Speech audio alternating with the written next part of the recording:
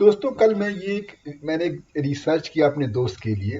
वो बेसिकली एक software company में जॉब किया और उसके एम्प्लॉयमेंट बॉन्ड कॉन्ट्रैक्ट में ये लिखा हुआ था कि आपको 2 साल तक यहाँ पे करना है मिनिमम, और उसके बाद एक्सटेंड कर सकते हैं mutually.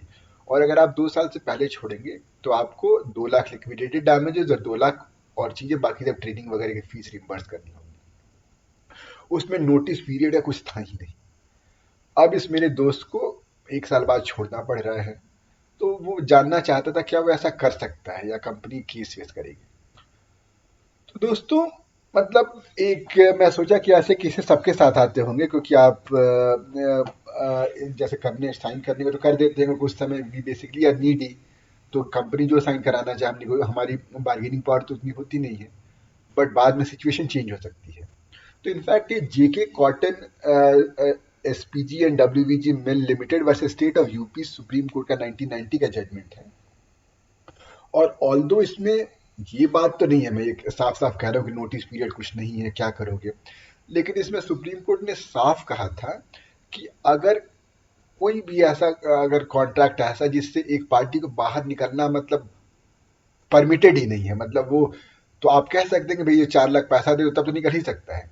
But this is kind of implicitly saying that you can not come out of this contract. तो सुप्रीम कोर्ट ने ये कहा कि अगर कोई पार्टी नहीं निकल सकती है तो it is a kind of bonded labour, और बॉन्डेड लेबर तो कॉन्स्टिट्यूशन से बार्ड है। तो इसलिए कहने का बस मतलब लब्बल लुआब ये है कि आप एक reasonable amount of notice period देकर, जो उस कॉन्ट्रैक्ट में लिखा हुआ है, और अगर नहीं लिखा हुआ है तो आप reasonable amount of notice period देकर आप कॉन्ट्रैक्ट छोड़ सकते हैं। ऑब्वियसली दूसरी पार्टी केस करेगी, वो कोई दिक्कत मतलब कर सकती है, क्योंकि बट पहली बात तो इफ द जज इज केयरफुल, ये कंप्लेंट एडमिट ही नहीं होगी क्योंकि उसने नोटिस पीरियड सर्व किया है। लेकिन अगर आपकी जो कंपनी है वो सपोज उसने ये नहीं दिखाया कि उसने नोटिस पीरियड सर्व किया है नहीं, उसने लेटर में क्या भेजा था, तो आप अगर ये दिखाएंगे कि हाँ भाई मैंने ये बोला था, ये मैं नोटिस पीरियड सर्व किया हूँ, तो इट इज हाईली लाइकली कि आपके फेवर में जजमेंट आएगा।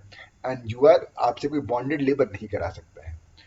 इनफैक्ट मतलब अब जैसे एक वकीलों के तौर पे एक चीज आप और ये कर सकते हैं कि आप उसको ऐसा लुक दे सकते हैं कि the other party is coercing you to resign. तो लेट्स से आप कुछ बहाना बना सकते हैं कि भाई आप मुझे वर्क फ्रॉम होम है ये नहीं कर सकता हूँ, इसलिए चीज ये नहीं कर सकता हूँ। तो ऑब्वियसली दूसरी पार्टी फिर आपको कहेगी कि आप रिजाइन कर दो।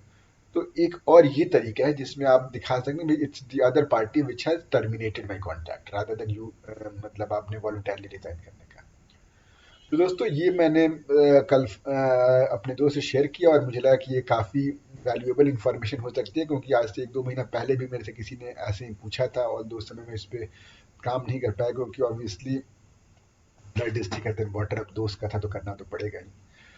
तो दोस्तों कोई कन्फ्यूजन कोई परेशानी कमेंट सेक्शन में बताइएगा। मिलते हैं अगले वीडियो में।